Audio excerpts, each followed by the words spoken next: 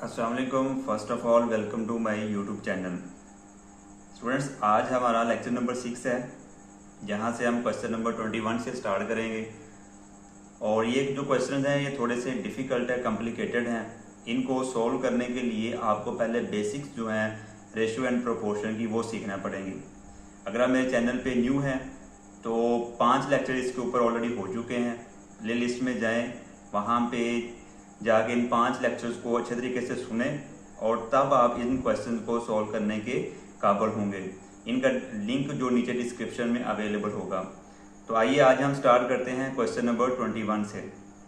Question number 21 है, अ school has enough food for 52 days. एक school है, उसमें कुछ स्टूडेंट्स है, वो इनरोल हैं, स्टडी हासिल कर रहे हैं।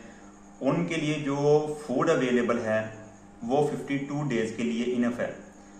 लेकिन वो कहते हैं आफ्टर 20 डेज के बाद a group of 400 students, 400 students arrives, मजीद इनरोल होते हैं, आते हैं। And food would have last for 24 days, और जो फूड है वो उनके लिए इनफ होगी 24 डेज के लिए सिर्फ। हमने बताना क्या है, now how many students are in the school. इस तरह के जो क्वेश्चंस होते हैं ये एमसीक्यूज आते हैं पीपीएससी, एफपीएससी, एनटीएससी या आप सीएसएस में जो एबिलिटी का पोर्शन होता है उसमें इस तरह के क्वेश्चन एमसीक्यूज में पूछे जाते हैं। अगर आपने इसको अच्छे तरीके से किया है, अंडरस्टैंड किया है, प्रैक्टिस की है, तो फिर आप विद इन मिनट इनको सॉल्व कर लेंगे, नहीं तो आपके लिए प्रॉब्लम है। तो ये मैं आपके लिए बहुत क्वेश्चन फाइंड करके बड़ी मुश्किल से ये सिलेक्ट करके मैं आपके लिए लेके आता हूँ, ताकि आपकी ज़्यादा से ज़्यादा प्रैक्टिस हो और इस टॉपिक के रिलेटेड जितने भी कॉन्सेप्ट हैं या क्वेश्चन पूछे जाते हैं किसी भी तरीके से वो आपके सामने लाए जाएं, ताकि आप उनकी ज़्यादा से ज़्यादा प्रैक्टिस करके अच्छे मार्क्स ले सकें। तो ये क्वेश्चन उन्हीं में से एक है जो तकरीबन काफ़ी बार ये पूछा जा चुका है सीएसएस में, पीएमएस में, पीपीएससी, एफपीएससी में। तो इसको हम स्टार्ट करते हैं। अब पहले क्वेश्चन को आपने 2 और 3 टाइम्स अच्छे से पढ़ना है, उसके बाद इसको सॉल्व करना स्टार्ट करना है। एक स्कूल है, स्कूल में कुछ स्टूडेंट हैं, हमें नहीं पता स्टूडेंट कितने हैं, लेकिन उनके लिए जो फूड अवेलेबल है वो 52 डेज के लिए काफ़ी है। लेकिन वो कहता है कि 20 दिन गुजरने के बाद 400 स्टूडेंट और आते हैं। अब इतने स्टूडेंट आने के बाद 20 डेज के बाद जब ये स्टूडेंट आ जाते हैं तो जो खुराक बाकी रहती है वो 24 डेज के लिए इनफ है। बताना ये है कि अब स्कूल में टोटल कितने स्टूडेंट इनरोल हैं। तो हमने क्या करना है, यहाँ पे हमने सपोज कर लेना है, सपोज कर लेना है कि स्टूडेंट्स इन द स्टार्ट या आर बिगिनिंग, शुरू में जो स्टूडेंट्स थे वो कितने हैं, वो हमने सपोज कर लिया वो हैं एक्स स्टूडेंट है। अब यहाँ पे हम लिख सकते हैं फूड फॉर एक्स स्टूडेंट्स। अब जो एक्स स्टूडेंट्स हैं, जो बिगिनिंग में स्टूडेंट्स हमारे पास थे, उनके लिए जो फूड है वो कितने दिनों के लिए ये बताई हुई है, वो है 52 डेज। क्लियर हो गया। अब ये जो एक्स स्टूडेंट्स हैं, इन एक्स स्टूडेंट्स के लिए जो फूड अवेलेबल है वो 52 डेज के लिए इनफ है। लेकिन 20 दिन यही स्टूडेंट इसी आप सपोज कर लें कि ये फूड है जो यूज हो रही है। अगर ये स्टूडेंट इस फूड को यूज करते हैं तो ये 52 डेज के लिए ये फूड इनफ होगी। लेकिन वो बता रहे हैं कि 20 डेज के बाद कितने स्टूडेंट और आते हैं, 400। ठीक है, तो अब 20 डेज के बाद 400 स्टूडेंट आते हैं। अब आपने ये देखना है कि 400 जो स्टूडेंट हैं जब आपके पास नए इनरोल हुए हैं तब जो फूड थी वो कितनी अवेलेबल थी या कितने दिनों के लिए अवेलेबल थी। ठीक है, तो आपने यहां पे लिखना है आफ्टर 20 डेज फूड अवेलेबल। ठीक है, देखें टोटल कितने डेज से 52, 20 डेज वो यूज कर चुके हैं। अब जो फूड आपके पास पड़ी हुई है वो कितने दिनों के लिए है, 32 डेज के लिए ये फूड आपके पास अवेलेबल है। अब ये किन स्टूडेंट्स के लिए है, ये इस स्टूडेंट्स के लिए जो बिगिनिंग में आपके पास मौजूद थे, यानी कि 20 दिन तो उन्होंने वो फूड यूज कर ली। अब टोटल 50 ये वाली फूड एक्स स्टूडेंट 52 डेज के लिए यूज कर सकते थे, 20 डेज उन्होंने यूज कर ली। अब यही जो स्टूडेंट हैं अगर यही यूज करते हैं इसी फूड को तो वो 32 डेज के लिए मजीद वो इस्तेमाल कर सकते थे, लेकिन इतने डेज के बाद जो न्यू स्टूडेंट्स आपके पास आए हैं वो कितने हैं 400। वो आप लिखेंगे 400 न्यू स्टूडेंट्स हैं जो आपके पास आए हैं। ठीक है, अब जो आपके पास आपने लिखना है कि जो टोटल स्टूडेंट्स आपके पास हो गए हैं वो कितने हैं, वो हम यहाँ पे लिखेंगे जो टोटल स्टूडेंट्स हैं एक्स पहले थे, अब कितने आ गए 400।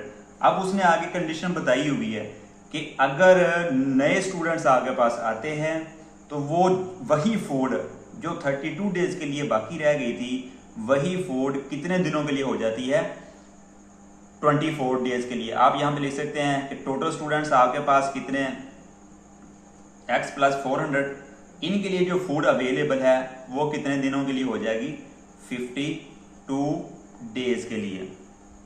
अब दोबारा से यहां से मैं दोबारा समझा देता हूं कि वो कहता है कि बिगिनिंग में हमने सपोज खुद किया कि हमारे पास जो स्टूडेंट है वो x है। अब x स्टूडेंट अगर यही फूड यूज करते हैं तो वो 52 डेज के लिए उनके लिए इनफ है। 20 डेज के बाद जब यही स्टूडेंट यही फूड इस्तेमाल करते हैं 20 डेज उन्होंने इतनी फूड यूज कर ली, बाकी जो फूड रह गई है वो रह गई है 32 डेज के लिए। अगर यही स्टूडेंट यानी कि एक्स स्टूडेंट्स ये फूड यूज करते रहते हैं तो 32 डेज के लिए इनके लिए इनफ थी, लेकिन वो कहते हैं कि 20 डेज के बाद जो नए स्टूडेंट आते हैं वो 400। अब ये स्टूडेंट आने के बाद जो हमारे पास टोटल स्टूडेंट हो गया ये बिगिनिंग वाले स्टूडेंट प्लस 400, ये हमारे पास टोटल स्टूडेंट हो गए हैं। अब 20 डेज के बाद क्वेश्चन में ये बताया गया है कि जब 400 नया स्टूडेंट आता है तो जो टोटल स्टूडेंट बनते हैं उनके लिए यही ये वाला जो पोर्शन जो बाकी रह गया था ये वाली फूड कितने दिनों के लिए इनफ होती है 24 डेज के लिए। हमने बताना ये है कि अब स्कूल के अंदर टोटल कितने स्टूडेंट बैठे हुए हैं, उसके लिए पहले हमें एक्स की वैल्यू निकालनी होगी। अब कंडीशन आपने ज़हन में रखनी है कि अगर यही फूड ये वाला पोर्शन ये वाली फूड अगर एक्स इस्तेमाल करता रहता, एक्स स्टूडेंट इस्तेमाल करते रहते तो उनके लिए ये इनफ थी 32 डेज के लिए। अब हम यहाँ पे कंडीशन के मुताबिक क्या कर सकते हैं, देखिए पहली कंडीशन के मुताबिक वो बताता है कि जो स्टार्ट में स्टूडेंट थे एक्स, जो बाकी फूड रह गई थी 32 डेज के लिए वो वाली वो किसके इक्वल है, जो न्यू स्टूडेंट करंट स्टूडेंट है वो कितने हैं एक्स प्लस 400, वो इस फूड को कितने दिनों के लिए इस्तेमाल कर सकते हैं 24 डेज के लिए। हम इसको इसके साथ मल्टीप्लाई कर देंगे। अब हमने वैल्यू किसकी निकालनी है, एक्स की वैल्यू निकालनी है। तो एक्स की वैल्यू निकालने के लिए क्या करेंगे, ये तो इसको मल्टीप्लाई किया 32x आ गया। अब ये x प्लस 400 है, ये किससे मल्टीप्लाई हो रहा है 24 से, 24 दोनों वैल्यूज के साथ मल्टीप्लाई हो रहा है। यहाँ पे इसका कोफिशिएंट 1 है, यहाँ 24 को 1 से मल्टीप्लाई करेंगे 24x वैसे आ जाएगा प्लस अब 24 को हमने किससे मल्टीप्लाई करना है 400 से, तो 4 ये देखो 4 4 16, 4 2 8 1 कैरी जो लिया था 9, ये 007 आ गया। अब हमने x की वैल्यू निकालनी है, तो ये 32x इधर ये प्लस का है, जब इसको इधर लेके आएंगे ये 24 माइनस का हो जाएगा इज इक्वल टू 9600। ठीक है, अब इसमें से 32x में से 24x माइनस करेंगे तो ये कितना आ जाएगा 8x इज इक्वल टू 9600। अब इसमें से वैल्यू किसकी निकालनी है x की।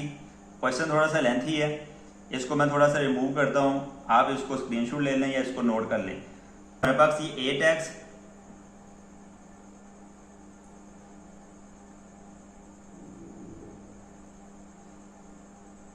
यहां से हम x की वैल्यू निकाल लेंगे, x इज इक्वल टू 9600, 8 इधर डिवाइड हो रहा है तो नीचे आके ये इधर मल्टीप्लाई हो रहा है, इधर आके ये डिवाइड हो जाएगा।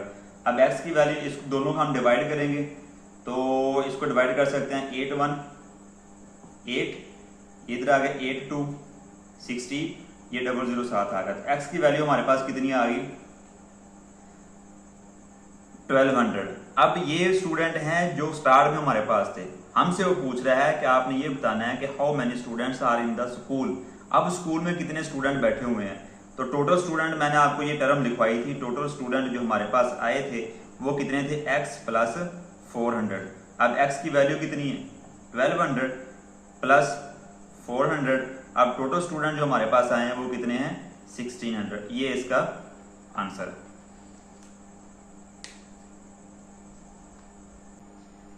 ये क्वेश्चन नंबर 23 है। इफ 3 men और 6 boys can finish a work in 20 days, how long will 4 men and 12 boys take to finish the same work. ये 4 ऑप्शन है, इनमें से हमने क्वेश्चन को देखना है। अब पहले एक चीज आपने यहाँ पे माइंड में बिठानी है कि यहाँ पे जो वर्ड यूज हुआ है ना वो और यूज हुआ है, एंड नहीं है। ओके हो गया।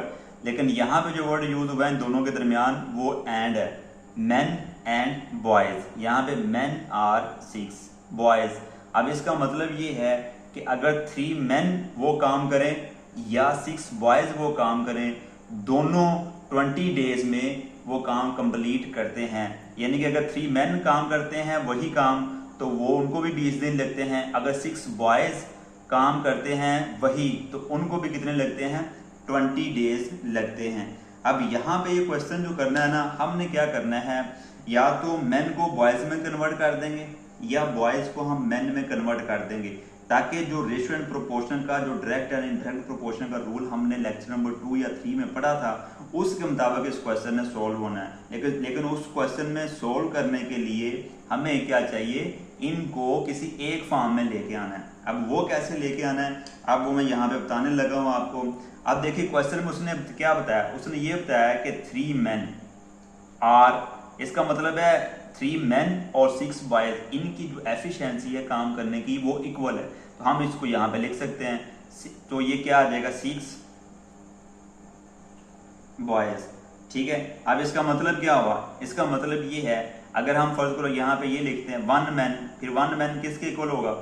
अब 3 को क्या करेंगे, इधर लाके डिवाइड कर देंगे 6/3 boys। यानी कि ये देखो अगर 3 आदमी हैं वो अगर वो काम करते हैं तो उनको 20 दिन लगते हैं।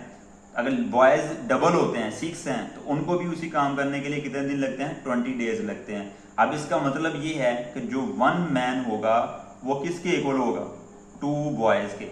ये 2 boys कैसे हैं इस प्रोसेस के लिए, ये 3 इधर मल्टीप्लाई हो रहा था, इधर आके डिवाइड हो जाएगा तो ये इसको डिवाइड करेंगे तो हमारे पास कितना आ जाएगा 2 boys। तो हम ये कह सकते हैं कि जो 1 man है वो किसको इक्वल है 2 boys के इक्वल है। अब ये हमने निकाल लिया मैन को। अब यहाँ पे देखो उसने बताया है 4 men and 12 boys। तो इसमें भी हमने या तो बॉयज को इसको बॉयज में बदल दें या बॉयज को मैन में बदल दें। तो सिंपल हमने यहाँ पे निकाल लिया है कि जो 1 man है वो किसके इक्वल है 2 boys के। अगर हम इसको कन्वर्ट करते हैं तो यहाँ पे हम क्या लिखेंगे, यहाँ पे हम लिखेंगे 4 men इज इक्वल टू। ठीक है। अब एक आदमी कितने लड़कों के इक्वल है 2 के। अब अगर 4 आदमी निकालना है इसके साथ मल्टीप्लाई कर देंगे, हम कहेंगे कि जो 4 men हैं वो किसके इक्वल हैं 8 boys के। ऑप्सो आपको इसकी समझ आ गई। अगर फिर भी आपको किसी से कहीं से कोई प्रॉब्लम हो रही है, समझ नहीं आ रही, तो आप कमेंट सेक्शन में मुझसे पूछ सकते हैं, मैं वहां पे इंशाल्लाह आपको कवर करवा दूंगा। यहाँ पे हमने निकाल लिया पहले कि 1 man is equal to 2 boys। अब यहाँ पे हमने मैन को बॉयज में कन्वर्ट करना है तो 4 men किसके इक्वल होंगे, एक जो मैन है वो 2 boys के इक्वल है तो 4 men को बदल देंगे, 4 से मल्टीप्लाई कर देंगे। हम ये कहेंगे कि जो 4 men है वो किसके इक्वल हैं 8 boys के। क्लियर हो गया। अब हमने जो उसने बताया हुआ उसके मुताबिक क्वेश्चन को करना है। एक साइड पे हम रख लेंगे बॉयज और दूसरी साइड पे हम रख लेंगे डेज। अब इनमें से देखो मैंने पहले आपको बार बार बता दिया है कि 3 men काम करें या 6 boys काम करें उनको कितने दिन लगते हैं 20 days। हमने क्या किया men को boys में कन्वर्ट कर लिया, इसलिए boys को लेंगे तो 6 boys हैं। अब 6 boys के जब काम करते हैं उनको कितने डेज लगते हैं 20 days। अब यहाँ पे हमारे पास जो टोटल बॉयज आ गए हैं वो कितने हैं 8 हैं। अब ये 8 बॉयज कौन से हैं कि हमने 4 men को कन्वर्ट किया था बॉयज में तो वो कितने बॉयज हो गए 8। अब 12 बॉयज उसने पहले दिए हुए हैं 4 men and 12 boys, यानी कि 4 men की जगह पे कितने बॉयज आ गए 8 प्लस ये 12। अब टोटल बॉयज यहाँ पे कितने हो गए 20। अब नीचे आप लिखेंगे 20। वो कहता है कि अगर ये बॉयज ये 20 बॉयज आए हैं ये काम करें इनको कितने दिन लगेंगे। तो यहाँ पे मैंने आपको बता दिया था अननोन से नॉन की तरफ हम एरो का निशान लगाते हैं। ये बड़ी डिटेल में लेक्चर नंबर 1, 2 एंड 3 में हमने डिस्कस किया है। अगर आपने अभी तक वो लेक्चर नहीं सुने तो उनका लिंक नीचे डिस्क्रिप्शन में मौजूद है, वहां से जाके वो दोबारा गौर से सुन सकते हैं। अब हमने क्या करना है, यहाँ पे डायरेक्ट एंड इनडायरेक्ट प्रोपोर्शन का जो रिलेशन है, जो कॉन्सेप्ट है वो यूज होगा। अब देखो, अगर 6 बॉयज 20 डेज में काम को मुकम्मल करते हैं तो 20 बॉयज उसी काम को कम डेज में मुकम्मल करेंगे या ज्यादा देर में, तो ये आपने खुद सोचना है। अब देखो, अगर 6 बॉयज 20 डेज में काम को कंप्लीट करते हैं, बॉयज इंक्रीज हो गए तो डेज उनको कम लगे ना। ये देखें, बॉयज इंक्रीज हो रहे हैं और डेज डिक्रीज हो रहे हैं, इनका रिलेशन क्या है, इनवर्स है। ठीक है, तो जब इनका रिलेशन प्रोपोर्शनल नहीं होगा तो एरो का साइन भी क्या हो जाएगा, इनवर्स हो जाएगा। तो ये एरो का साइन हम ऐसे बनाएंगे। ये एरो साइन कैसे लगाते हैं तो ये सारा हमने डिस्कस किया हुआ है, आप जाके वो लेक्चर अगेन सुन सकते हैं। अब इसको हम लिख लेंगे x ओवर 20, ये मैंने बताया हुआ, जहाँ पे एरो का साइन स्टार्ट होता है वो आप ऊपर लिखते हैं, दूसरी वैल्यू नीचे इक्वल का साइन डाल के। अब ये 6 ओवर क्या आ जाएगा, 20 आ जाएगा। अब सिंपल आगे इसको सॉल्व कर लें। हमने वैल्यू किसकी निकालनी, x की, तो x एक साइड पे रखेंगे, ये 6 ओवर 20, अगर ये नीचे डिवाइड हो रहा है इधर आके ये क्या हो जाएगा, मल्टीप्लाई, तो 20 से डिवाइड हो गया, x इक्वल टू 6। तो ये हमारा आंसर है। हम कहेंगे कितने दिनों में ये काम करेंगे, 6 डेज में। अब हम चलते हैं नेक्स्ट क्वेश्चन नंबर 24 पे। स्टूडेंट्स, क्वेश्चन नंबर 24 है, if P is directly proportional to Q and P is equal to 8 when Q is equal to 2, find Q when P is equal to 28। Ratio and proportion का question है। Different तरीके से ये question पूछे जाते हैं, इसलिए मैं डिफरेंट क्वेश्चन डिफरेंट कॉन्सेप्ट के साथ आपके सामने लेके आ रहा हूँ। आपने इनको जरूर एंड तक सारी वीडियोस देखनी है और इन क्वेश्चन को आपने अच्छे तरीके से प्रैक्टिस करना है, बार बार करना है, ताकि इसके रिलेटेड कोई भी मिलता जुलता अगर क्वेश्चन आता है तो आप उसको फौरन सॉल्व कर सकें। अब इस क्वेश्चन में वो ये कहता है if P is directly proportional to Q, यानी कि P एंड Q के दरमियान डायरेक्ट प्रोपोर्शन है। अब उसने वैल्यू बता दी है, P इज इक्वल टू 8, पहले P है तो पहले P की वैल्यू आ जाएगी, is to Q is equal to 2, find Q when P is equal to 28। हमने P की वैल्यू निकालनी है जब, सॉरी Q की वैल्यू निकालनी है जब P कितना होता है, 28 होता है। तो यहां से क्या करेंगे, यहां से हम पहले P की जो वैल्यू है वो हम फाइंड आउट करेंगे। अब यहाँ पे देखें, इसको हम ऐसे लिख सकते हैं, P ओवर Q, फ्रैक्शन में चेंज कर सकते हैं 8 ओवर 2। तो हम यहाँ पे इसको कैसे सोल्व करेंगे, 2 1 2 2 4 8, P is equal to Q is equal to 4। अब P की वैल्यू निकालने के लिए 4, ये Q इधर डिवाइड हो रहा है, इधर आके इसके साथ क्या हो जाएगा, मल्टीप्लाई हो जाएगा। ये हमारे पास वैल्यू आ गई P की। अब वो ये कहता है when P is equal to 28, then आपने फाइंड करना है Q की वैल्यू क्या होगी। अब सेम, क्योंकि इनके दरमियान वो कह रहा है डायरेक्ट प्रोपोर्शन है, P is to Q, P की उसने वैल्यू बताई है 28, Q की नहीं बताई, उसकी जगह पे हम क्या लगा देंगे, x लगा देंगे। अब हम इसको ऐसे लिख सकते हैं ना, P over Q is equal to 28 over x। अब P की वैल्यू जो आई है वो क्या आई है, ये देखो 4Q। हम क्या करेंगे, P जो P है, P की जगह पे हम लिख देंगे 4Q, ये Q नीचे वैसे आ जाएगा, ये 28 ओवर क्या है x, ये Q पे डिवाइड हो गया, इधर क्या बच गया 4, ये 28 ओवर क्या आ गया x। अब ये x इधर डिवाइड हो रहा है, इधर आके मल्टीप्लाई हो जाएगा, ये बन जाएगा 4x 28। x is equal to value हमने इसकी निकालनी है, इसलिए हम इसको सेपरेट रखेंगे, इसको इधर ले जाएंगे, ये 28 इधर मल्टीप्लाई और इधर क्या हो जाएगा डिवाइड। तो x is equal to, x की जो वैल्यू है 4 को 4 1 4 का टेबल हम कहाँ तक पढ़ेंगे, 28 आएगा, 4 7 28। तो आंसर क्या आ गया x का 7। तो यही हमारा आंसर है जो हमसे वो रिक्वायर कर रहा है कि जब P की वैल्यू 28 होगी तो Q की वैल्यू कितनी होगी। तो उसकी जगह पे हमने x सपोज किया था, उसकी वैल्यू हमारे पास 7 आ गई, हम ये कहेंगे इसका जो करेक्ट आंसर है वो 7 है। क्वेश्चन नंबर 24 तक हमने कर लिए। अब हम चलते हैं 25 के। स्टूडेंट्स, अगर क्वेश्चन नंबर 8 है, if P directly proportional to Q and Q is equal to 12 when P is equal to 8 then what is the value of P when Q is equal to 15। Question number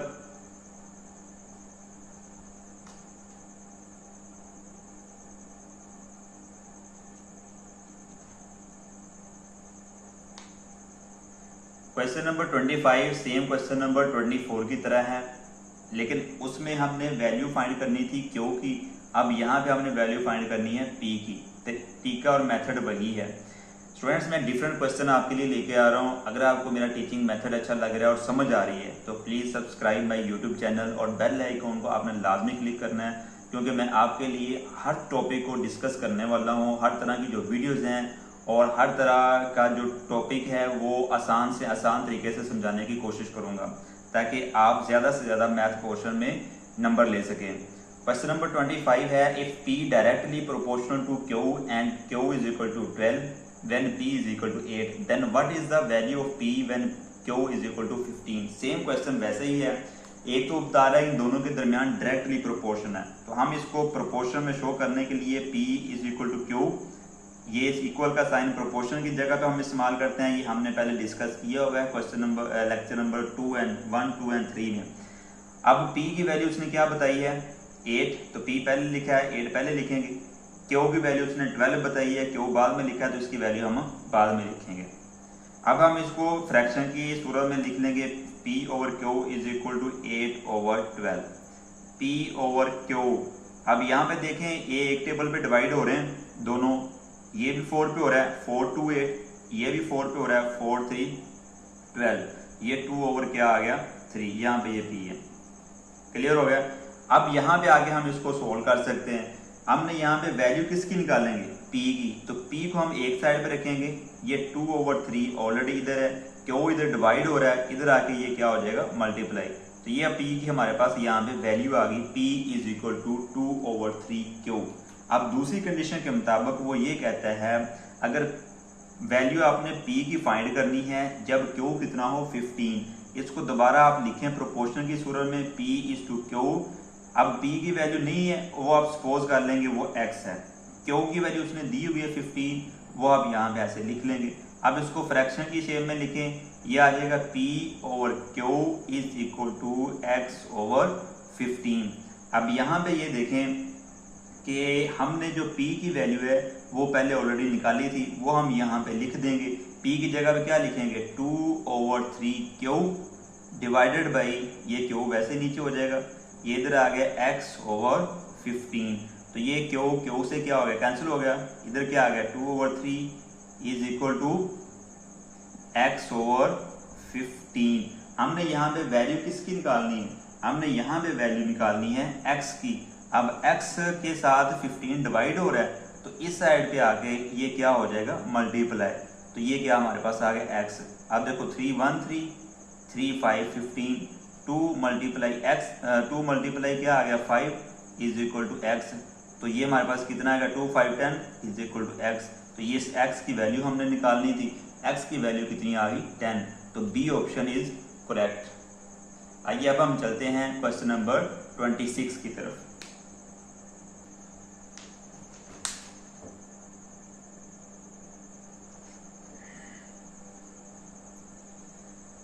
ये question number 26 है, a garrison of 500 men had provision for 27 days. After 3 days a reinforcement of 300 men arrived. For how many more days will the remaining food last now? अब वो कहता है कि 500 men के लिए खुराक अवेलेबल है, फूड अवेलेबल है। आप सपोज कर लें ये फूड है टोटल जो अवेलेबल है कितने मैन के लिए 500 मैन के लिए। अगर 500 मैन ये फूड यूज़ करें तो वो कितनी देर के लिए गुजारा कर सकते हैं या गुजार सकते हैं, वो 27 डेज उनके लिए काफ़ी है। कहता है कि 3 दिन के बाद आफ्टर 3 डेज 300 मैन और आते हैं। अब जो फूड बाकी रह जाती है ना, यानी कि इन्होंने 3 दिन के लिए सपोज कर लें कितनी फूड यूज़ कर ली है जो 500 आदमी हैं उन्होंने टोटल फूड का इतना हिस्सा 3 दिनों में खा लिया, यूज कर लिया, बाकी रह गया ये वाला। अब वो कहता है कि 3 दिन के बाद जो 300 बंदे और आते हैं, तो टोटल 500 ये और 300 ये, अब टोटल जो आदमी बनते हैं वो आपने बताना है कि ये जो फूड है जो बाकी रह गई है वो कितने दिनों में इसको कंप्लीट करेंगे या कितने दिनों के लिए ये काफ़ी होगी उनके लिए। ठीक है, तो आपने पहले ये देखना है कि टोटल ये जो फूड है ये कितनी है। ठीक है, तो आपने इसको करना क्या है, आपने यहाँ पे लिखना है फूड फॉर 500 मैन, यानी कि टोटल फूड कितनी है। अब मैन कितने हैं 500, अब वो कितने दिन के लिए इस पूरी फूड को यूज करते हैं या उनके लिए ये काफ़ी होगी, वो कितने दिनों के लिए 27 डेज के लिए। अब 27 डेज को 500 मैन से मल्टीप्लाई कर देंगे तो हम ये कहेंगे जो आंसर हमारे पास आएगा ये टोटल फूड है जो वो यूज़ करते हैं। आपने इसको कैलकुलेट कर लेना है, इसको जब कैलकुलेट करेंगे तो ये आ जाएगा 13,500, ये टोटल फूड है जो 500 आदमियों ने 27 दिनों में यूज़ करनी है। अब जो उन्होंने मील यूज़ कर लिया ना या फूड उन्होंने यूज़ कर लिया 3 दिन के अंदर अंदर, वो कितना है, आदमी कितने हैं 500, कितने दिन उन्होंने खाया 3 दिन, तो कितना खाया उन्होंने ये 1500, ये जो 1500 फूड है ना ये उन्होंने यूज़ कर ली। अब आपने यहाँ पे लिखना है कि जो रिमेनिंग फूड है वो आपके पास कितनी रह गई, रिमेनिंग फूड, टोटल फूड कितनी थी 13,500, इसमें से जो 1500 है वो हम क्या कर देंगे, माइनस कर देंगे, तो जो आंसर हमारे पास आएगा वो हम कहेंगे ये हमारे पास क्या है, रिमेनिंग फूड है। 13,500 में से 1500 माइनस कर दें, हमारे पास जो बैलेंस बचता है वो है 12,000। हम कहेंगे कि जो रिमेनिंग फूड है वो 12,000 है।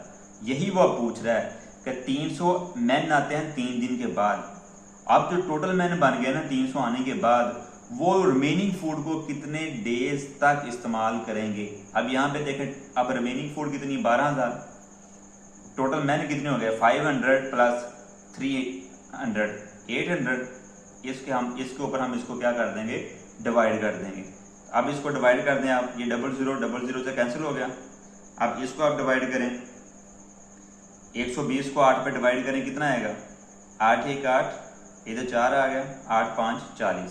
तो हम कहेंगे कि जो रिमेनिंग फूड है जो 12,000 है, अगर 800 आदमी अब उसको मुसलसल यूज़ करते हैं तो उनके लिए कितने दिनों के लिए एफिशिएंट होगी, 3 डेज के लिए। तो ये हमारा 15 डेज के लिए, ये हमारा करेक्ट आंसर है।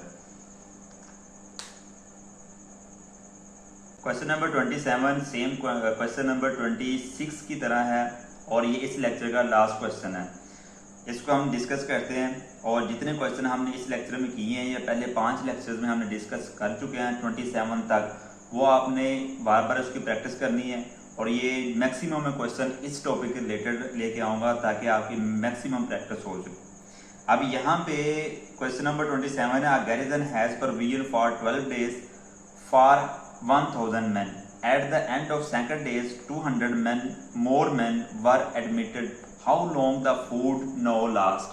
अब सेम क्वेश्चन 26 है, वैसे ही जैसे हमने वो किया है इसको हम सोल्व करेंगे। अब यहाँ पे हम लिखेंगे फूड फॉर कितने टोटल मैन है 1000, यहाँ पे हम लिखेंगे फूड फॉर 1000 मैन। अब फूड एक फूड है, सपोज कर लें ये फॉर एग्जांपल इतनी फूड है, कोई भी चीज़ है जो 1000 मैन अगर यूज़ करते हैं तो कितने दिनों के लिए उनके लिए सफिशेंट है, 12 दिन के लिए। तो टोटल फूड कितनी होगी 1000 मल्टीप्लाई 12, तो ये टोटल कितना आ जाएगा 12,000, यानी कि ये टोटल फूड है। ठीक है, अब वो कहता है at the end of second days, यानी कि इन 1000 बंदे ने ये जो फूड यूज़ की है ये 2 दिन के लिए यूज़ की है। तो हम यहाँ पे लिख सकते हैं यूज्ड मील और यूज्ड फूड। तो 1000 बंदा है, 1000 ने वो फूड कितने दिन के लिए यूज किए 2 डेज के लिए। तो 2 डेज के लिए इसको मल्टीप्लाई कर देंगे, टोटल जो फूड यूज हुई है वो कितनी हुई है 2000। ठीक है, सपोज कर लें इतनी फूड 2 दिन में इस्तेमाल हो गई। अब ये वाली बाकी रह गई, अब ये हमने देखना ये कितनी रह गई है। तो आप यहाँ पे लिखेंगे रिमेनिंग फूड। ठीक है, अब टोटल कितनी थी 12,000, 12,000 में से यूज कितनी होगी 2000, अब जो बैलेंस आपके पास रह गया है, ये वाली जो फूड रहती है वो कितनी रह गई? 10,000। क्लियर हो गया? अब वो कहता है कि ये जो फूड रह गई है 10,000, जो टोटल आदमी अब हैं वो इसको कितने दिन के लिए यूज करेंगे? पहले मैंने कितने थे? 1000। बाद 2 दिन के बाद कितने आए? 200। अब टोटल जो मैन हैं वो कितने हैं? 1200। ऐसे ही है ना। अब हम क्या करेंगे, हमने ये देखना है कि जो 10,000 रिमेनिंग फूड है, अगर ये वाले मैन इसको यूज करते हैं तो कितने दिन के लिए इनके लिए सफिशिएंट होगी। तो आप क्या करेंगे, remaining food divided by total man, वो कितने? 1200। अब इसके ऊपर हम इसको क्या कर देंगे, डिवाइड कर देंगे। अब देखो ये 00 से कैंसिल, तो ये कितना आ गया? 100/12। अब इसको आप डिवाइड कर देंगे तो ये कितना आएगा? 12,896.8 पॉइंट समथिंग आएगा। तो इसको आप डिवाइड करेंगे, मेरा ख्याल है 8.3 एंड समथिंग। तो ये इसको आप जब डिवाइड करेंगे तो ये आपके पास करेक्ट आंसर आ जाएगा 8.33। ये इसका आंसर है कि अगर जो रिमेनिंग फूड है वो कितनी है? 10,000, वो 1200 मैन अगर यूज करें तो 8.33 डेज के लिए उनके लिए ये सफिशिएंट होगी।